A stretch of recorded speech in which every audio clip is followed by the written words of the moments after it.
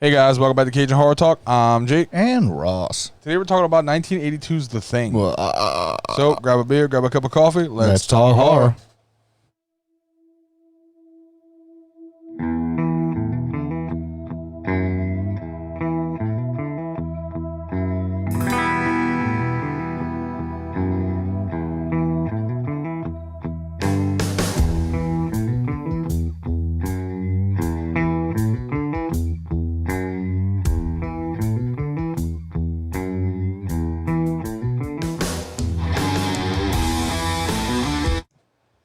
All right, guys. The Thing, we're looking at a runtime of 1 hour and 49 minutes. Made on a budget of $15 million and only grossed $19.6 million. Hey, still a win. Might not be an amazing takeaway, but still a win. All right. Cast includes Kurt Russell, plays McReady. Yeah, he does. Wilford Brimley plays Dr. Blair. Tiki Carter plays Knowles. No. David Clennon plays Palmer. Yeah. Keith David plays Childs. Richard Dysart plays Dr. Copper. Charles Hallahan plays Vance Norris. Peter Maloney plays George Bennings. Richard Masu plays Clark. Donald Moffat plays Gary. So the plot of this one, guys, is it's a research team down in Antarctica finds the Thing. The Thing. Which copies Thing other from life another forms. world. Yeah. It's copies a replicator, essentially. Yeah, pretty much, yeah. And then Yeah. they have to try to figure out how to get rid of this motherfucker before it infects the world. This is a remake. Most people don't realize this. It's a remake of The Thing from Another World from 1951. Yes. Awesome concept. I'm not a big creature feature person. I enjoy this. Yeah, it was a good movie. I really did. Like, I think under Which John Carpenter, by the way, directed by John Carpenter.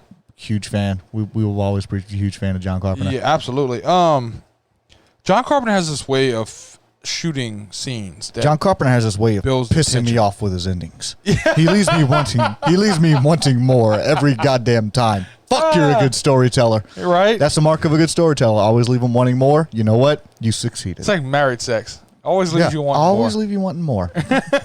I'm not comparing John Carpenter to married sex. Why? By the time they get old, they get really bitchy. Because the last few people I had sex with are married to someone else. Oh, yeah. Happens. But yeah, he has this great way of framing shots of nothing that just kind of amps the tension up. It really does. They have several shots in here. You can see the camera angles where they pan differently, where you see shadows, where you like walking exterior shots and shit that just kind of like what's going to happen? Something's about to happen. Something, Right. and then it just cuts to something different.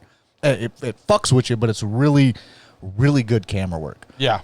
It really is. honestly is. The scary part about this thing is they can't tell who's the bad guy. Which is great. This had, I think, a movie that we reviewed recently, actually, I think, took a little bit from that. I'm not saying y'all stole the idea or anything. I'm saying that it's something that resembled it an awful lot, which was The Faculty. Yes. The Faculty had that same resemblance where they weren't sure who was infected, and it wasn't like this zombie movie where, we just wait for them to turn. No, you'll never fucking know. Yeah, you won't know too late. It was this whole fucking thing. I like the idea of setting it in Antarctica. That was a lot of fun. Yeah, I don't know why I couldn't get that out. But that setting kind of reminds me of it's 40 Days a Night. It's a feeling of helplessness. Or the 30 Days a Night. 40 Days a Night. 40 Days a Night. It's a feeling of helplessness is what it is. And isolation. You're secluded. You're isolated. You're helpless. It's one of those settings that there's another movie too with Kate Beckinsale. I'm not sure what you're talking about. It's set the same way where it's just everybody. That makes it so much worse because a lot of times when we sit here and we talk about crap like, why don't you just call the cops? Go do this. Leave. Do something. No, you're fucked. You're fucked. You're stuck there. Especially once they wreck the helicopter and they wreck the other mode of transportation, which is the crawler or whatever they call it. The crawler, and they also any attempt they would have had for a sled or a quick getaway, they killed the dogs. Yeah, like dogs are gone. So there's all no your way transportation's gone. All your communication is fucking gone. You're literally just isolated and trapped in a fucking box. And here's the scary part too. The only way to kill this thing is with fire. Kill it with fire. And obviously freezing doesn't work because the thing's been frozen for 20,000 years. And then it woke the fuck back up. It thawed out. Yep. And the way it works its way through the cast in this movie is pretty fucking good. because Yeah, it just picks them off one at a time, and you don't know when they're gonna turn. No, and it's fucking amazing. I absolutely loved it. It was a really great concept. I enjoyed so much the real feeling. This is back in fucking 1982, but they had a lot of Kurt Russell, of course.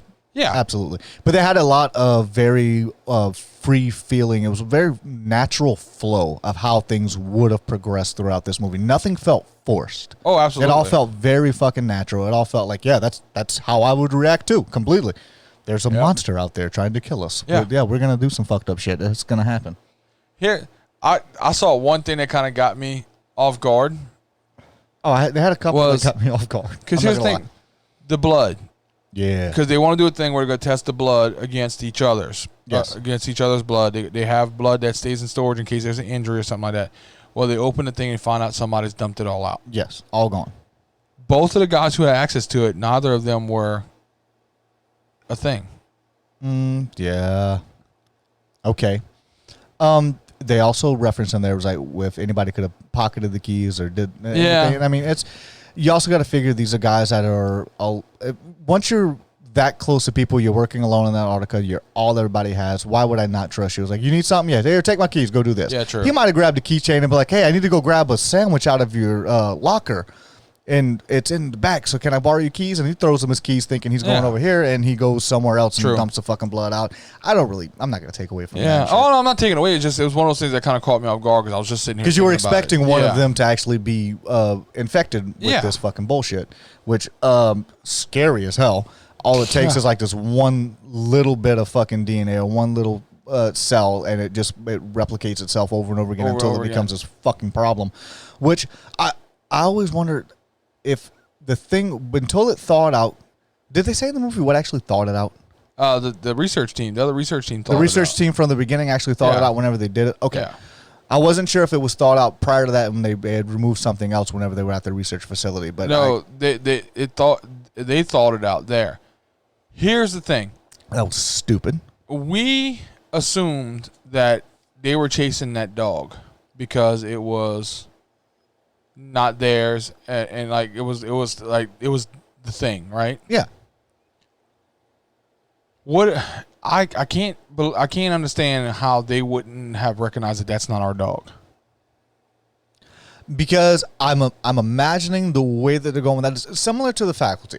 Whenever the foreign being actually takes over and starts replicating inside of that body, it's attached to prior memories and everything that. Yeah, but here's the thing, though. I'm talking about the research team that's not tainted yet, right at the very beginning. Yeah, his dog runs up and they're chasing it, trying to kill it. Yeah. They take Norwegians. it in. Yeah, they take it in as if it's their dog. Yes. However, we assume that it came from the dog was from the other camp. I guess you're right. They would have noticed if they had a whole extra fucking Especially dog. You had Clark, wasn't it? Clark, Clark that was really into the dogs. Yeah. He'd have noticed that that's not our dog. Not only that it's not their dog, but that there would be an extra dog. Yeah. Yeah, I guess that is kind of a little. But here's my thing. So did the dog pass it? Or was it after they went over there and brought that thing back? Because you remember the scene where the dog walks through and goes into your boy's room? Yeah. And you see his shadow turn and look at the dog? Yeah. Did he infect the dog there? I don't know. What I'm thinking of is if it could go either one of two ways. Because at this point they had already brought the body of the other fucking thing back. And here's my thing on that. If the dog would have been turned prior to coming back, like they're chasing him and he's being shot, and the dog is actually the thing at that point. Yeah. Had it gone through its full replication at that point and killed the other dog and just assumed its place. So it may have just assumed the place because they mentioned that the dog, he roams around. That was one of their favorite dogs. He roams around freely. The thing, why would the other dog have been at the other camp? It was a long ways away. They said that it was a helicopter ride. Fucking helicopter ride. A big helicopter ride. Yeah. So I mean, that's kind of sketchy. It's a little sketchy, but you got to attribute. I guess you'd have to just movie it because I don't know if the dog was actually the thing at that point or if it turned whenever the shadow shot. I don't think it was. I think they were infected. That could have been it as well. They were infected and trying to kill the dog. I think they were infected trying to kill the dog, and they flew that way, and then after they went get the other body out of the other research facility, that's whenever you see the dog walking to your boy, which you find out at the end he's been turned. I think he got turned when they brought the other body in, and he turned the dog when the dog walked. And then the dog infected the other dogs when they put him back in the pen. Yeah. Okay. I really think that's what that actually makes sense. I could see it working that way. But as people, they slowly start to figure out what the hell's going on, and they one of the first ones they're told to watch is Watch Clark, and we're actually told that by Blair.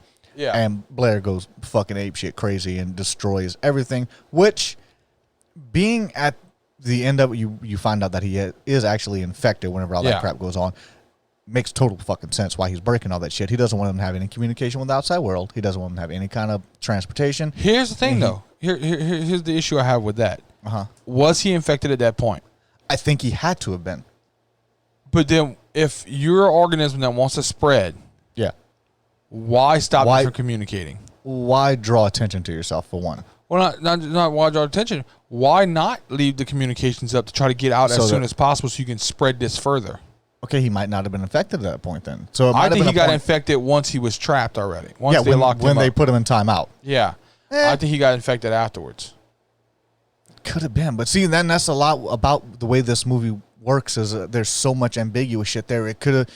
the dog could have been at first. The dog could have not been. One of my issues with the characters in this movie, they kept setting themselves up to get fucking infected. Stop because splitting they up. split up constantly. Stop splitting up. Y'all are stupid. That never works. It never works. Why if there's 4 of you left, 3 are going to go and one's going to stay behind? That's dumb.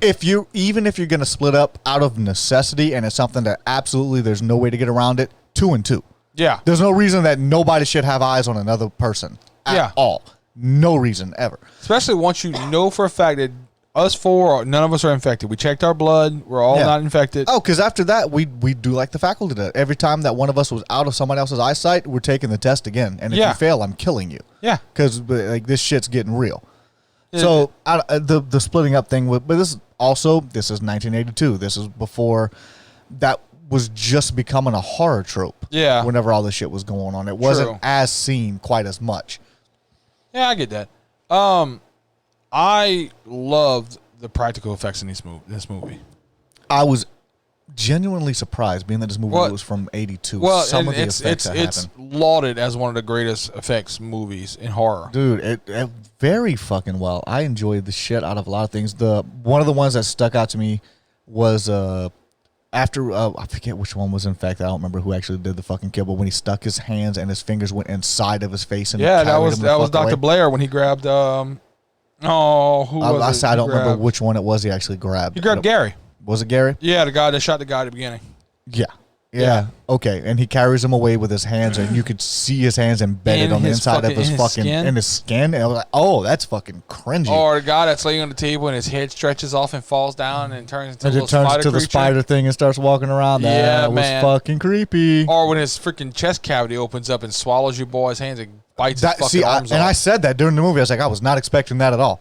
Because they were trying to revive him, and when they put their hand down with the defibrillator, his chest just opened up and bit off his fucking arm. I was like, I wasn't expecting that. That's not at all what I saw. Oh, and probably one of the better jump scares. Like there's some jump scares out there. That you know the one that got me. Yeah, because I fucking jumped in the movie. There's some jump scares out there in certain movies that are iconic. The lipstick face jump scare in Conjuring. Oh yeah, dude, broad daylight like jump scare, and it gets me every fucking time.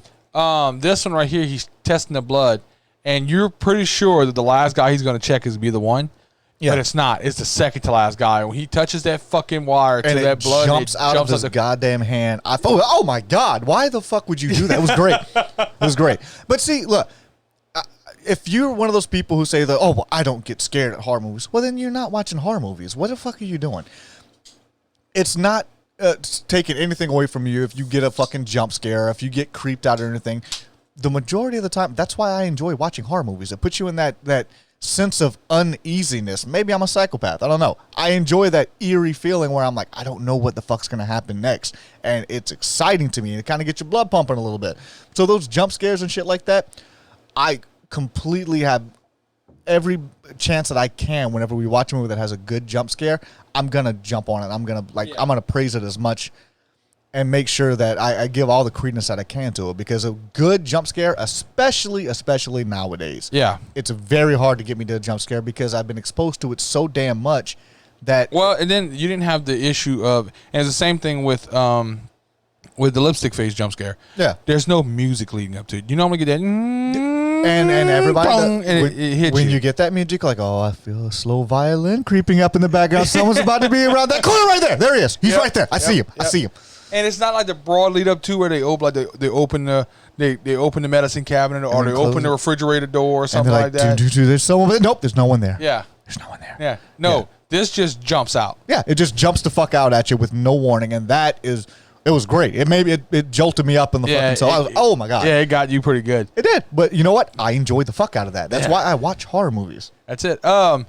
So naturally, you got your main hero in here, which is Kurt Russell. Who else would it be? Dude, McCready's a badass. Fuck yeah, he is. And he has a flamethrower. He has a flamethrower and dynamite. Flamethrower. Yes. He blows shit up and he sets shit on fire. He's my favorite person ever. Yeah. Which, did you notice the thing kind of,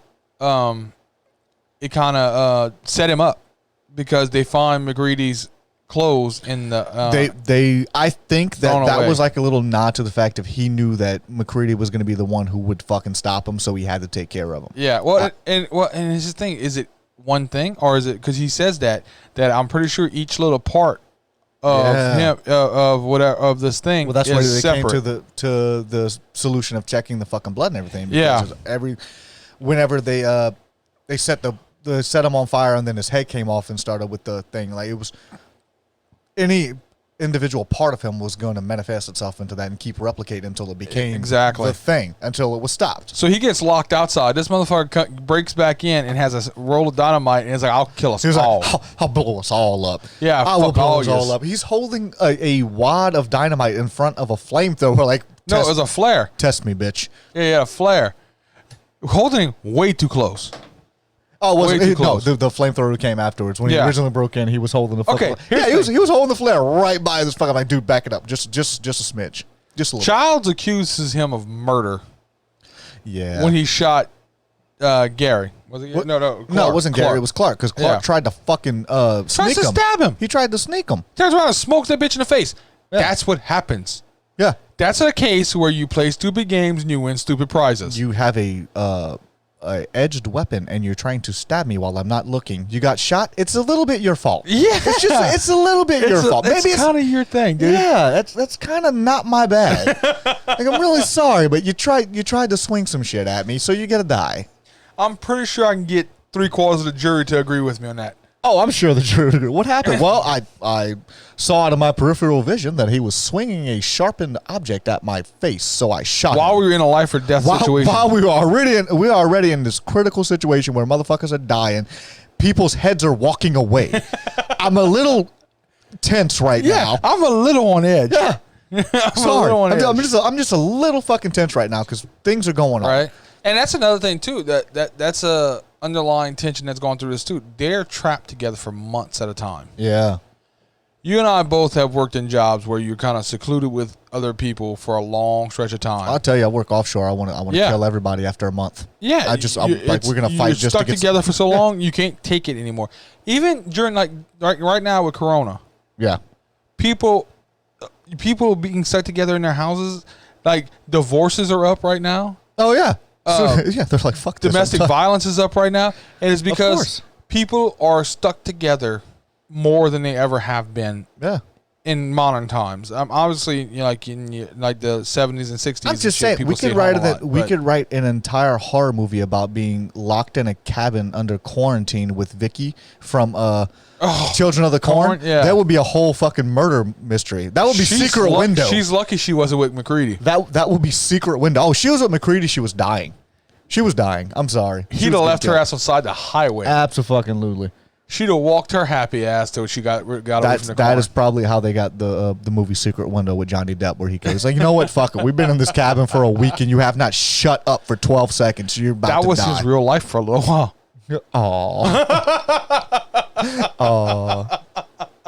Hey, shout out to Jesse Eisenberg for smacking her in the face with a porcelain top to a toilet tank. Nice. Yeah, true. Yeah. Good job. Yeah. Good job. Yeah. Win one for the Gipper. Yeah. Get one for Johnny. You did something that Johnny couldn't do. Captain Jack couldn't handle that one. It's not possible. Not probable. Shit. Where was I going? I don't know. We went off on a tangent about We did. domestic violence. The ending. The ending was great and horrible at the same time. Great, but I could see the anger in your eyes. It was great and it was horrible at the same time. I've never felt Carpenter so much. Always does this. It's that love-hate I have with John Carpenter because he always does that shit. He always has to throw in that ambiguity just for people like me. He's like, I know you want to know, you asshole. I'm not going to tell you. Because the way it ends, guys, you end up with McReady and Childs. They're the last two survivors. And you don't know if either of them. Because here's the thing. How did he get out of that blown up fucking building? I don't know. There's no way he should have escaped that. How did McReady get out? Now, and then also you have Childs who had run out of the building earlier. Saying that he was going after Clark. Yeah. And not Clark. Brady. Was it Brady? No, it was Blair. Dr. Blair. Blair? Oh, that's true because that's when they were going back to the cabin, Yep. the lockdown place to go fucking find him. So we have two characters who have been separated completely. Neither one of them had eyes on each other, so no one knows if the other one has been infected at this point. They're the last two remaining, and the audience doesn't know if either of them are infected. Nobody knows. So they sit down, and there's a burning facility behind them. He just blew the shit to smithereens, and they had that moment of clarity. It was like, I know what you're thinking. He's like, yeah, I know too, but I don't think either of us are in a position to do anything about it. So what do you want to do? Let's just sit here and wait. And then they pass back and forth a bottle of J&B, and they share a drink together as potentially friends, potentially foes, and then cut to black. Yep. I was like, you motherfucker. I fucking hate you. I fucking hate you. I love you, but I hate you. I don't know. It's a John Carpenter thing. It's the same thing he fucking did with John Halloween. Carpenter. I know, and but that potentially is why I fell in love with Halloween so much because like, God damn it, I want more. Right? You need to show me more. I need to know what happens here. Yeah. How did he get up from the ground? Why is he not there? What's going on here? Same thing with this one. You don't know. You don't know. And the sad part is, it may be that both of them are not infected. It may be that both of them are, and then the rest of the world just died, and we don't know about it yet. Yeah, true. Thanks, John Carpenter. Yeah. Or it could be that neither of them are infected, and they're both getting drunk until they die of hypothermia. Die of hypothermia because the fire's not going to fucking last. In the middle of Antarctica, there's no communication. No one's coming back for months. Nobody's coming back there. They're going to come back and find two frozen-ass bodies. Because no matter what happens, they're going to die there. Yeah, that's if like... If they're infected, the infection's going to survive because obviously it lived for 20,000 years. Yeah, absolutely. But... And I mean, that shit...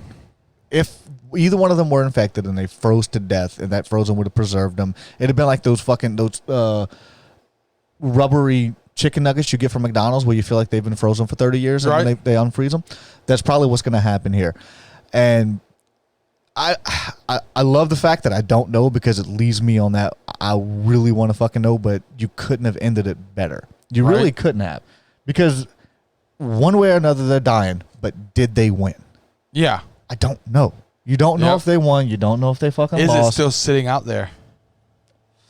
I have no fucking idea. Because here's the thing, too. Even if they beat the one that's right there. Who says the only one? There's a whole nother spaceship. There's like the giant spaceship that's sitting out there in the ice. There might be another one sitting there as well, still frozen. Chilling out in there. Waiting for somebody else to fucking discover it. And then they go, oh, what happened here? I bet you if we open up that spaceship, it would explain a lot of shit. Let's go pull that thing out. Hey, thaw that out. Sure, why not? Yeah. Well, and the doctor ran the whole simulation on his computer, too. And he said that it was a potential 75% of them, 75% chance that one of them was infected. Yeah. There's 75% one of them infected. And that if the contagion got loose within, was it 27,000 it was like hours or something like that? Yeah, it was not a long time that the entire population would be infected and everybody was just fucked. Yeah. By the way, shitty alien guy, because you crash landed in the worst part of, like, you could have literally landed anywhere else. If you'd have hit L.A., dude, everybody would die. Everybody would be dead already. But at the same time, if you land in L.A., would the spaceship have exploded and incinerated him? That's true because the snow might have fucking dropped. Yeah, but dude, even land in Alaska. Crash land in the ocean right outside of Hawaii. You know how many tourists visit Hawaii every fucking year? True. You could infect an entire country so much quicker in Hawaii. Fuck that, dude. Think about the fucking fish. Oh yeah, you infect fish. Fish are going everywhere, and that shit's being shipped worldwide, globally. You're infecting motherfuckers like crazy. He's gonna spread faster than the coronavirus. Yeah, like this motherfucker's going. He's getting it. Yeah, it's like the alien corona. So the alien corona. Yeah, ET-19. Yeah. Oh, well done. Thank you, sir. Well done. Thank you, sir. So Rotten Tomatoes. Fuck Rotten Tomatoes. Rotten Tomatoes scores us 85%. I'm okay with that. The original was scored 89% in Rotten Tomatoes, and audience score on the original was 73, which is a lot lower than. Well, the audience score. The audience score for the 82. The thing is 92%. Really? Yeah. Which this is a classic, man. Everybody loves this movie. And see, it's weird that this movie is more of a classic than the original is. Well, yeah, because I'll be honest with you, I didn't realize this was a remake. I don't think it's another issue. I don't think that a lot of people realize that it was, because I don't think it was advertised as a remake. Like a lot of them this week, I didn't realize were remakes. 13 Ghosts, and this one. Yeah, I didn't realize 13 Ghosts was a remake. I didn't realize this one was either. But this one is considered a classic more so than, like, nobody typically thinks about Vince Vaughn's Psycho as the classic. When they think about the classic Psycho, they think about 1960 Norman Bates. They don't think the newfangled one. Did you just say newfangled? Yes, newfangled. Wow. Why? I'm just saying, you sound like you're fucking 60. Dude, you can fuck off. Excuse me for having a decent vocabulary. You damn kids and your loud music. Kids, turn that shit down. That's not music. Yeah. She got wet ass what? Turn that shit off. That's fantastic. Turn that shit off. Can't stand Cardi B. Hope she hears this one day and she talks shit about me on Twitter. We'll probably get famous. Yeah. So, what are you going with? I am actually going with a 39. I'm actually very impressed with this movie. Really? 39? I'm going 43. God damn, you just got to jump me on every movie we do. Yeah. No, just I love this movie. It's one of my favorites. I enjoy the shit out of this movie. It's a creature feature, but I said at the beginning. And I love a creature feature. I said at the beginning of this thing, I'm not a big fan of creature features. I enjoyed the shit out of this movie. Yeah, it's a movie. Sincerely did. You know, it's a movie you're gonna watch again. I definitely think I will. And it's not in your face action. It's not in your face scares. It's not over the top. It's a slow burn, but it keeps you pulled in. Yeah. Because we watched this, guys. We stayed up pretty late watching this movie. Yeah, we did. And dude, I'll tell you right now, I was freaking tired, and had this movie been even the slightest bit boring, I probably would have fallen asleep. Like the Fog review we're about to do? I couldn't stand the Fog. Y'all are going to hear me bitch for a long time about the Fog. But it's a movie that keeps you engaged. It's a great premise, good actors all the way around. I wish John Carpenter would have made a movie that did the opposite. Yeah. If it got me unengaged, that would have saved a lot of time in my life. Would have saved me like 6 years of bullshit. Right. But no, it keeps you engaged. It keeps the... It did. It kept the tension pretty well throughout the fucking movie. Yep. It kept me guessing what's going on. Is this person okay? Great premise and a fantastic ending, man. It was. And as pissed off as I am about it, I like that. Yeah. I love the ambiguous where you don't fucking know. Yeah. It leaves you sitting on the fucking edge of your seat wondering, like, motherfucker, what's going on? Please don't remake this with an all-female cast. No, please don't. Please don't. Please don't. That'd be terrible. Please don't. And it's not because of being all-female cast. It would be because they would try to throw in some kind of over-the-top feminism theme that would take away from the movie. And again, the location mattered. Yeah. That this wouldn't have worked in a bigger setting. In any bigger city or any overpopulated area. No. It wouldn't have held the same fucking... Because you needed that hopelessness. Yeah. You really needed that because it really drove this, like, what the fuck are we going to do? Yeah. And it really helped drive the movie. There's not a lot of plot holes. There's... the acting was fucking on point. And I think some of the plot holes that are there purposely. I think so too, because I think the idea if you don't know how the contagion got to their camp. And John Carpenter's good for this, but you need some of those red herrings to kind of throw you off the scent to where you don't fucking know what the hell is about to happen. And when he throws that fucking curveball, and you're like, wait a second, this you motherfucker, you got me. Yep. Yeah, you shouldn't know everything. No, I agree with that. And I said at the beginning, it's a good part of when you're a good storyteller, you leave people wanting more. And this movie honestly left me wanting more. I know you saw my face as soon as the fucking credits started rolling. I was like, for real? For real, motherfucker? Like, that's how we're going to stop this? That's what makes it really And it was really great. That's it. I'm enjoying the shit out of it. All right, guys. Find us on YouTube, iTunes, SoundCloud, Stitcher, Pandora, Google Podcasts, TuneIn Radio, Spotify, and Amazon Music Podcasts. Yeah. We are everywhere. So make sure everywhere. y'all like, follow, subscribe. As I've been saying in the last few videos, check out our buddy Marty McFly on YouTube. He has pretty good videos out there. Check out what he's putting out. And get involved, people. Throw some comments out there. We legitimately like to talk horror. We love engaging conversations. If y'all want to, even if y'all want to debate and tell us that we're wrong about some shit, that's fucking great. We'll have a conversation with you. Maybe you'll change our mind. We've both had our minds changed on this fucking channel. Drop comments down there, and also if if you listen to us on a platform that doesn't allow comments, we have CajunHorrorFans@gmail.com. Send us some emails. Let us know what y'all think. Yeah, we're easy to get in touch with. That's it. All right, guys, we're out of here. Bye.